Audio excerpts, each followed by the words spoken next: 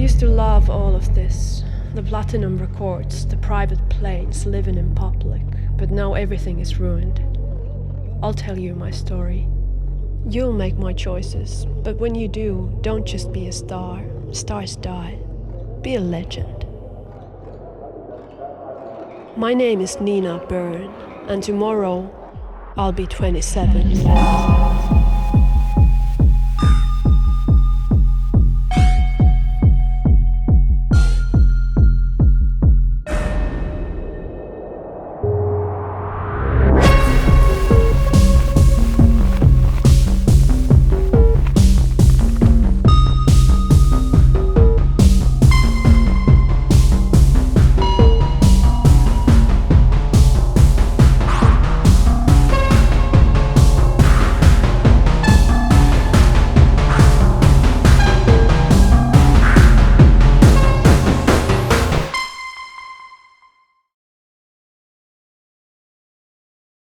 This is Gregory Louden, the Chief Convict of Convict Games, and I'm Susanna Tikkanen, your MC tonight, and also the voice of 𝕭𝖎𝖃. Yeah, we're really excited to share more information on the game. We know if you've been following us, it's been a bit mysterious, but we're hoping in this development stream to give you more news on the game and more information behind it. So, yeah. Okay. How about we jump in? Yeah, so first of all, what is burn? Good question. No, don't say like that. So, 𝕭𝖃 is a pop star tragedy, and it's basically told over 16 endings. So a big thing for me when starting to develop 𝕭𝖃 was realizing from our previous game, 𝖬𝖃. If you haven't played 𝖬𝖃 yet, I recommend it. It's on Steam as well. But basically, I realized, as with a lot of narrative games, not everyone finishes the game. So one of the big goals of 𝕭𝖃 was, let's do a game that everyone can finish.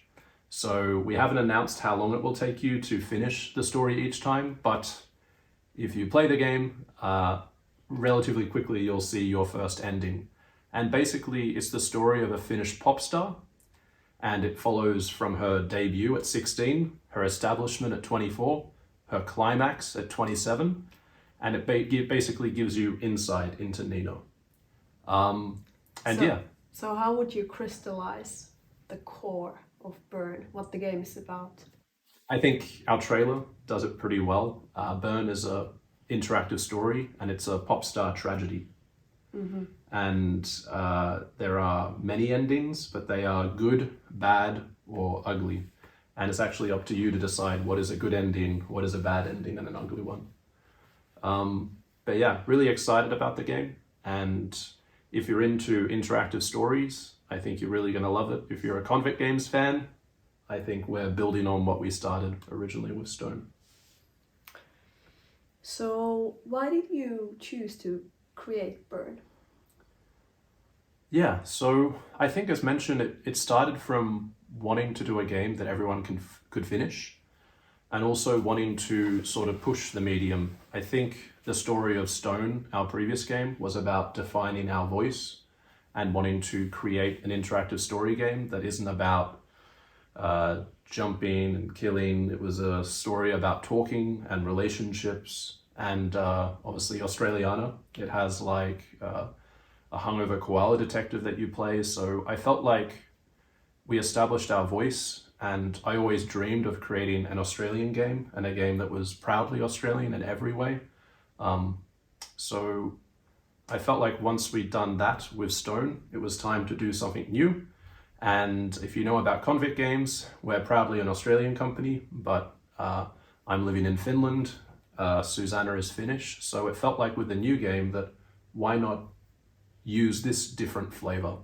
I love it when my favorite storytellers, whether they're directors, poets, authors, musicians, when they have new concepts, and like whether it's a concept album or a whole new IP and world for you to go in. So I wanted to take us into a world beyond what we'd created with 𝖬𝖃.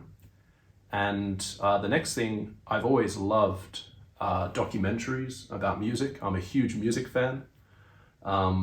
So it felt like it'd be really interesting to go into that world and actually provide players with a new experience. So in Stone, you're a hungover koala detective. In Burn, you're the world's biggest pop star at the decision point and a changing point of your life. And you basically need to decide what happens next. And I just thought that was such an interesting setup, the same way that waking up hungover and not knowing what happened in Stone felt provocative. Yeah, I'd say that's a quick summary, but yeah, it's kind of taking everything we learned from Stone, giving it a new concept, and then yeah, hopefully giving you something really exciting to explore and a story that feels different as well. So there's clearly this exciting world of music and pop stars and so on that you're kind of opening the door into with Burn. But as with your previous game, Stone, Burn is also this very like character-driven story. So why did you choose to tell about this specific lady? Yeah, I think that's exactly it. Going back to games that I love and movies and books, they're always a character study. And I've always loved it when you get to play an anti-hero, or you get to play someone that you don't completely understand, and by the end of the experience you do. And do you think Nina Byrne is an anti-hero? I think for some, Nina Byrne is an anti-hero, and I think for some, she will be a hero.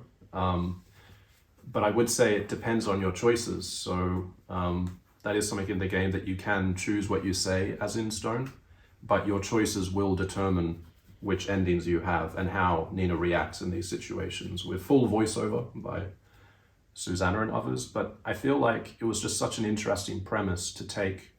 What would it be like to be the most famous person in the world, to have unlimited opportunity to be like a true pop artist that can define the world? And there's one of the lines in the game that a journalist says when interviewing Byrne is a single social media post can define or destroy someone. It just felt like such an interesting dynamic to play. So I guess there's a lot of idols for this character. Yes, yeah. From the current.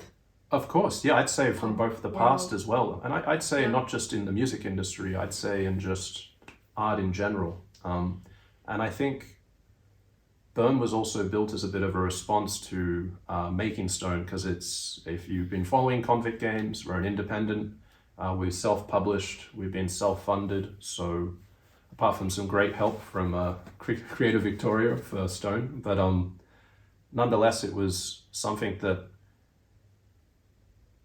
yeah, we just felt like we had to do, and we had to build these games, and we had to sort of create like a new voice for you to uncover. So plenty of references, but also just wanting to create our own thing as well.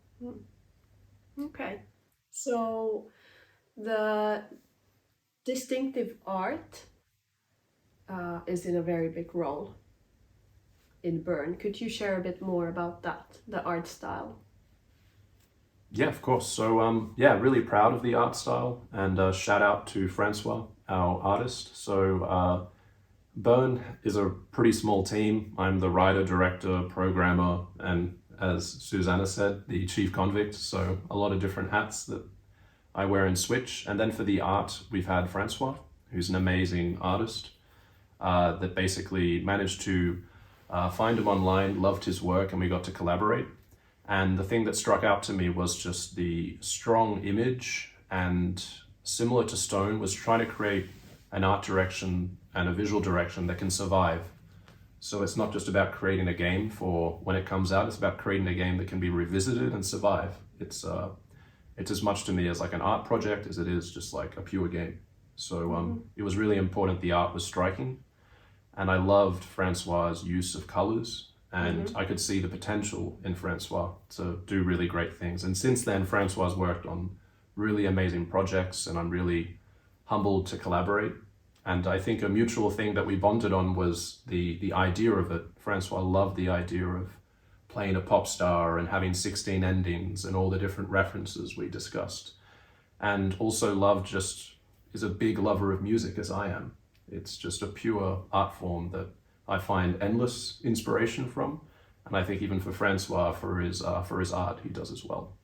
Also, Francois, we got to create the logo for 𝕭𝖀 that we're really proud of, and really proud that we've got merchandise finally. That was kind of a dream of when we did Stone. So yeah, I think... Yeah, be like Kanye, dress in your own brand.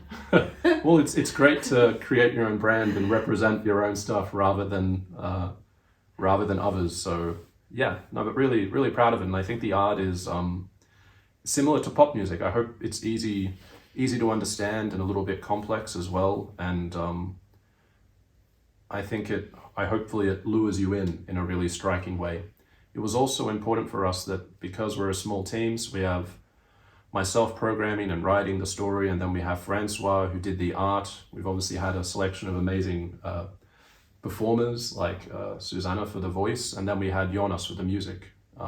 So we're technically a team of 3. We may grow to kind of get the game out in the end, but nonetheless, it was just important to find a style that we felt we could keep really high quality and allow us to tell the story we wanted to tell. Yeah, so you just mentioned Jonas and the music. Yeah. So obviously, well, the art has a super big role, but the music is even, because this is a pop star tragedy. So the music has like immense role. So tell us about the music.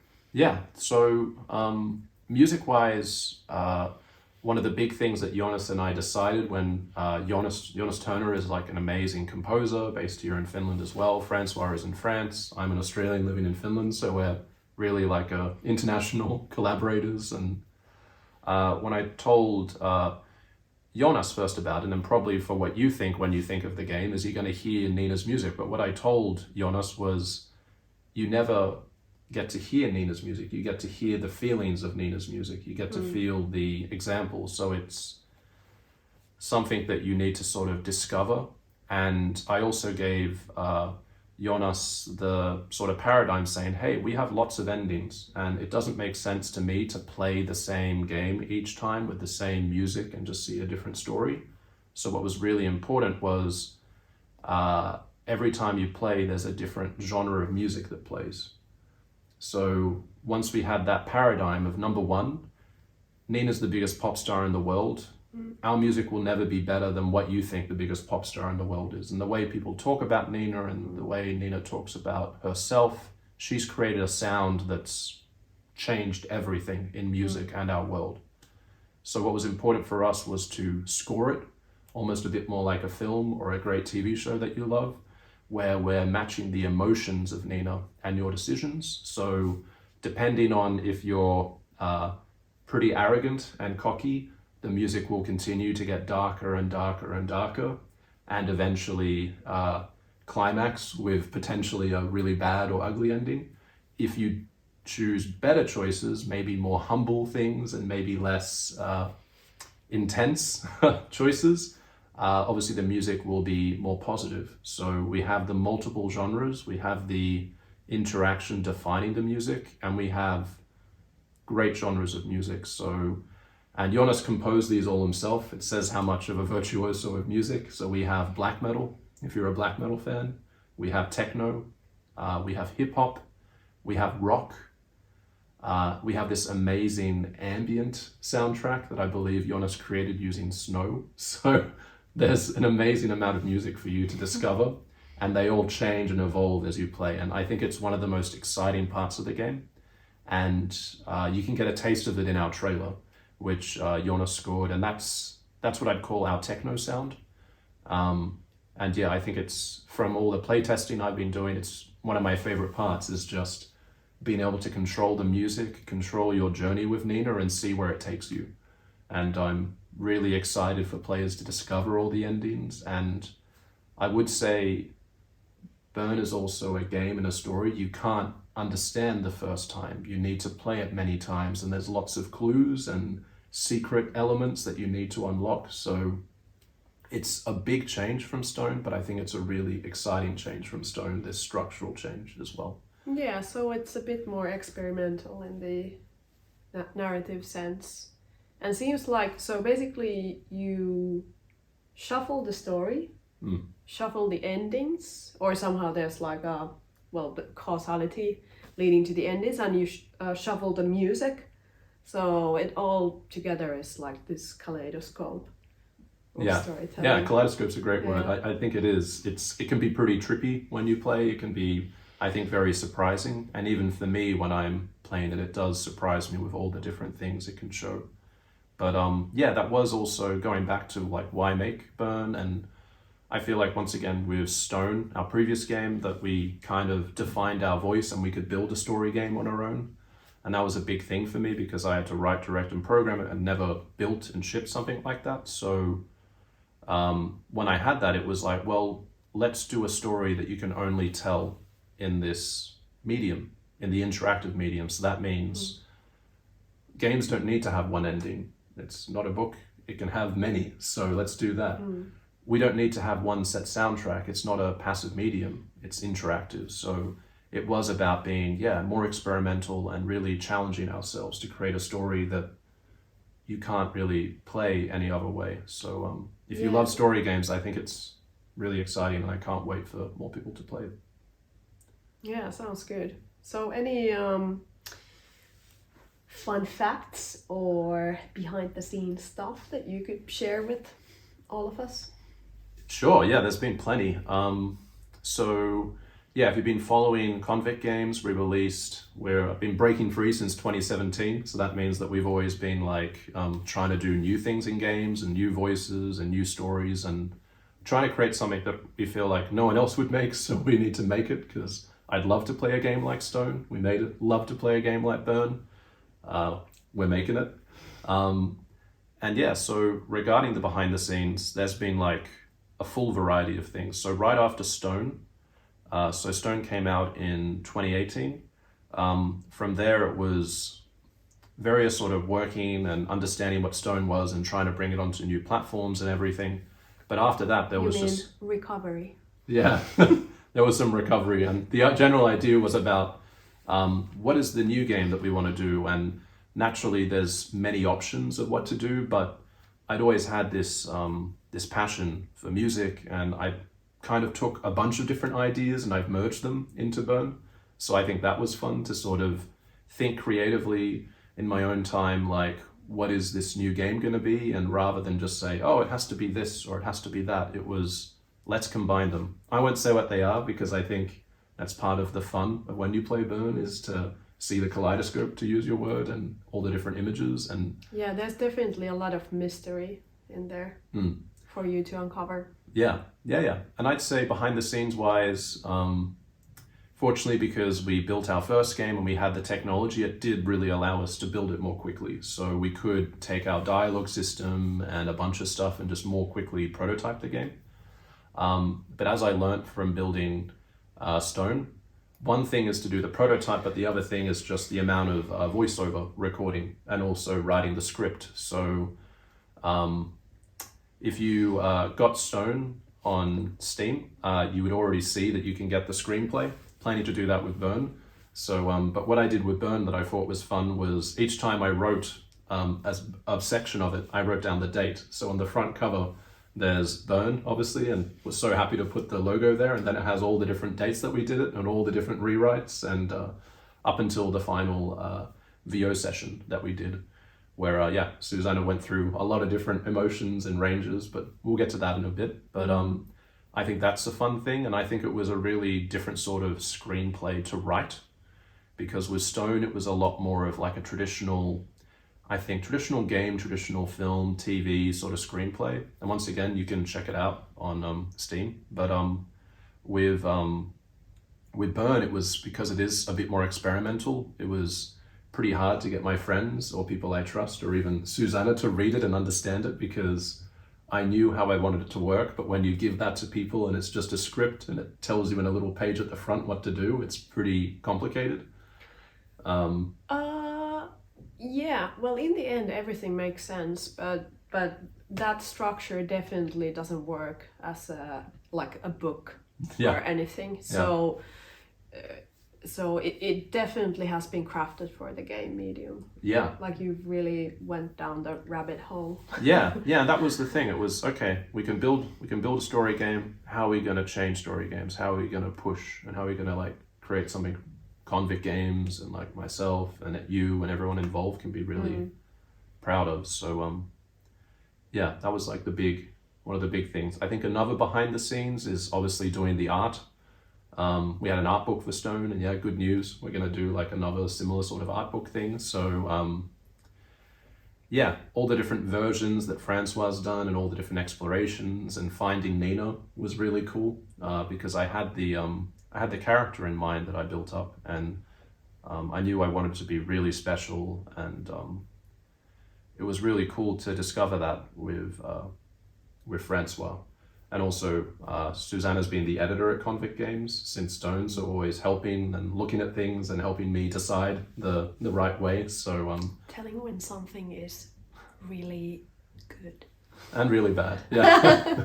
So yeah, so basically that was really cool to look through those and find it. And I would say it reminds me about behind the scenes. It's just creating the character. It was I found Stone and all the characters so fun to write.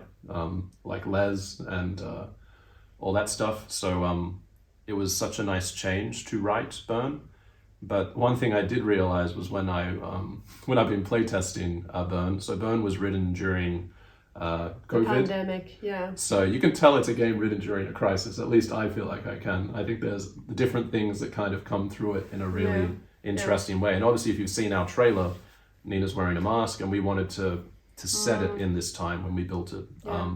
But nonetheless, it was really fun to discover her, and really fun to write the really extremely cocky, intense version. And then it was really fun to, do the more humble and see how it develops and actually just follow the character. That's something that I've heard people like Nick Cave, they say that when they write music, it's like bringing two people into a room and watching the fireworks or the fights. So for me with Nina, it was about putting Nina in situations and just living as Nina and reacting to the moments as Nina would.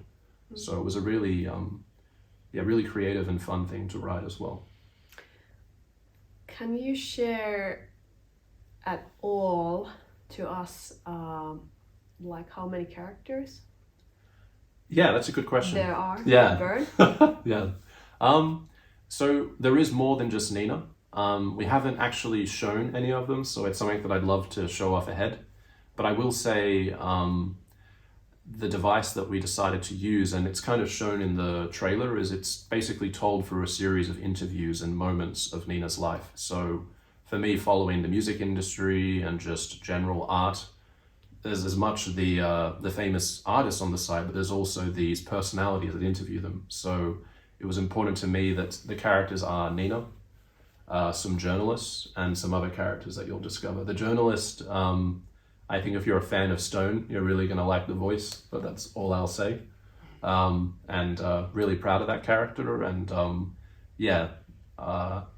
I did a cameo a voice cameo, and actually a cameo. I was in a movie that's in the cinema in Stone, but nonetheless, I've also done a little voice in this one. So there's more stuff, but maybe I'd love if obviously wishlist and follow us, and we can share more info ahead about the characters. But there's more interesting characters and voices, but similar to Stone, it's lending a lot, as it was on Ethan Watson, the voice of Stone. It's leaning a lot on Susanna and her fantastic performance that she's done and character that she's built. Yeah, but do you mind if I ask you a question and turn the tables? Because you're also part of Convict Games. Yeah, go ahead. And I'd also like to add that, like in comparison to Stone, Burn has this quite interesting, almost like documentary style, because it's mostly based on like interviews and that sort of situations. So it's like you would almost be this maybe like a guy with a camera or something following her through these situations, navigating. Exactly, yeah. That's something that was intentional that you can discover, and it gives you like a bit of objectivity to it perhaps, but there are definitely some personal moments as well. So it's not always just you watching 𝖭𝖎. I think there's a few moments where you are 𝖭𝖎 and you can really decide what's next. But yeah, and you get sort of behind the scenes and even like under the skin. yeah. But yeah, how about we turn the tables and so what's your experience been with 𝖭𝖎, and could you share a bit more about what it's been like to be 𝖭𝖎? Yeah. So obviously, as you can probably tell from the trailer, 𝖭𝖎 is this quite troubled girl and a woman, and in the story she's going through a lot, like ups and downs, and well, the like recording the voiceovers for this kind of character was super interesting, because it's been some time. I don't remember how many days we did it, but multiple days in the recording booth. Yeah, it was shout out to Jonas for helping us to record it all. But yeah, it was many days, and I'd say the pace was relatively quick, and that was a really important thing for myself, and I think for the quality of the game. As we did in 𝖬𝖎, we committed to doing full voiceover, so you're just immersed, and I think the voice is such an important entry into the soul. Oh, Susanna's coughing. Oh, she'll be back. Like I said, we're gonna wing it, but yeah, I think voice was such an important thing. So yeah, it did mean that we did have to record a lot, and because the story does jump around in different timings, as mentioned, it's 𝖭𝖎 during the debut, and then at 16 years old, so Susanna had to do the voice and style and speak that way, and then the establishment at 24, so a different way, and then the climax at 27, so we really jumped around. But when we were doing it, kudos to Susanna, like we did, Susanna was as important as defining 𝖭𝖎 as 𝖬𝖎n was for 𝖬𝖎. So 𝖬𝖎n, when we made 𝖬𝖎, if you played it, he helped write a lot of the like best stuff in the booth, recording, improvising, and that's similar to Susanna, where Susanna would be there with a pencil and say, no, that's not 𝖭𝖎, and cross it out and change it. So wanted to thank them both, and obviously thank you now, because it allows you to really give it more of a voice. But yeah, it was many days, I'd say. And I would say it was interesting as well, because when we recorded the trailer, it was during COVID, so obviously we had to do that, and it was, I think, autumn, and when we did a lot of the recording, it was deep winter. So deep winter in Finland was like -20, snow outside. Tons of snow, and beautiful sort of setup that Jonas allowed us to record in, but we did really well, and yeah, it was intense, but really happy with it. And how was it to do the voiceover in English and Finnish? That's something we haven't shared, but there are moments in your own mother tongue, which I'm trying to learn as well. Well, obviously se oli tosi helppoa suomeksi.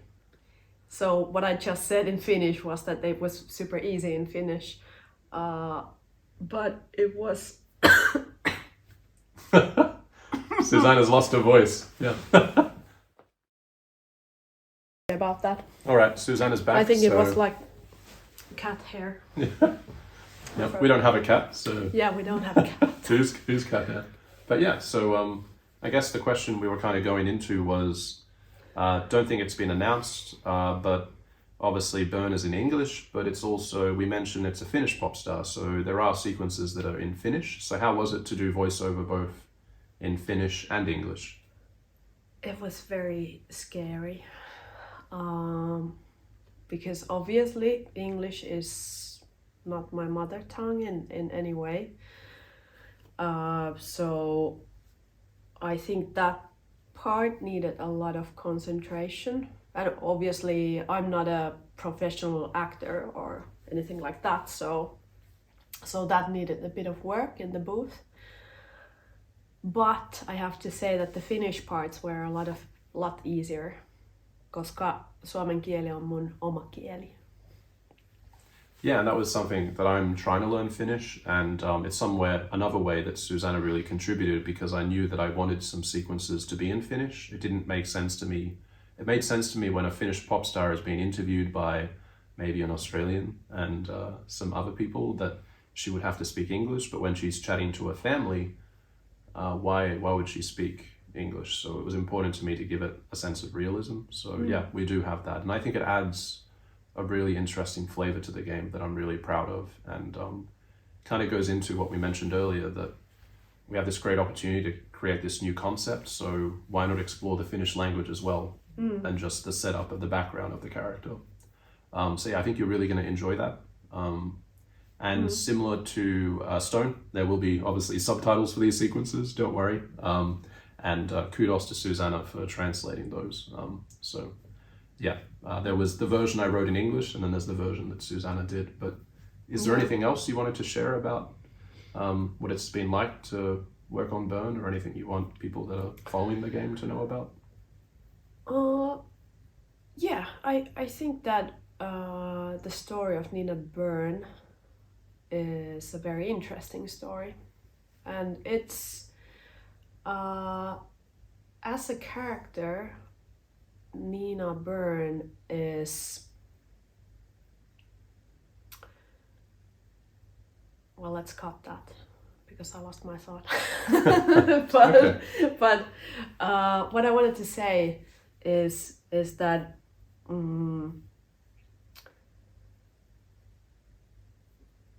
I need to trace my thoughts, but something about the fact that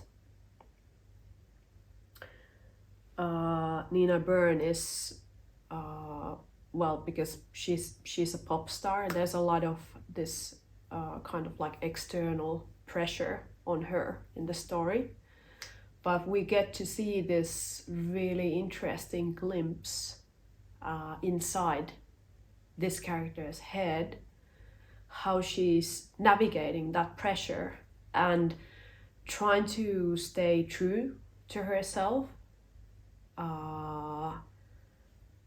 even in the situations when there are these, well, there's of course her fans, there's like publishers, managers, or so on, and then also her personal life. So there's a lot of different conflicts pulling her apart, and I think the most interesting part is following her decisions, navigating that, and how much she will keep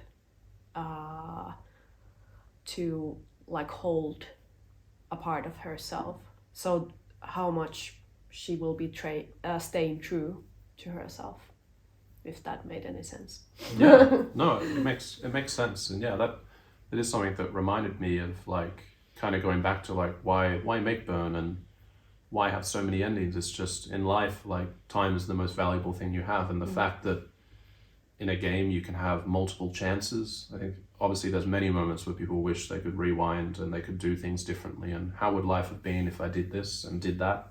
And that was something I wanted to share with players, and obviously share with you if you'll play it, that you get this opportunity, and not many people get the opportunity to be a pop star at the height of the world, and not many pop stars get to rewind and do things again. So I figured it was a really interesting thing to allow you to navigate all these different elements and people and life, and just see it and sort of maybe learn something about yourself from it as well. I definitely did making the game, and if anything, I have like even more, and I think you will as well, when you see some of the situations, even more sort of respect and like admiration for people that put themselves out there on that level of like fame and fortune, and yeah, it isn't everyone's dream, I think, in the end. And yeah, it's but there's also this like message of like, watch out, your dreams might come true. Yeah, I think there's a lot of interesting things for you to find in the game, but definitely, and I think for me as well, it is as much, I think there is a bit of a mirror and reflection in it as well for me when I was writing it during the pandemic on my laptop. So yeah, I think there's a lot of interesting layers for you to find, and the endings, I hope, give you lots of different clues of maybe what it all means when they're all combined together. Any last things you wanted to say from your side, Susanna? Kiitos. Yeah. It means thank you.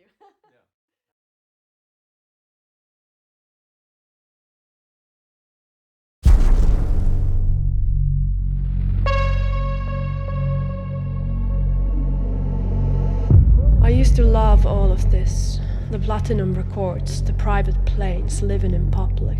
but now everything is ruined. I'll tell you my story. You'll make my choices, but when you do, don't just be a star. Stars die. Be a legend. My name is Nina Byrne, and tomorrow I'll be 27.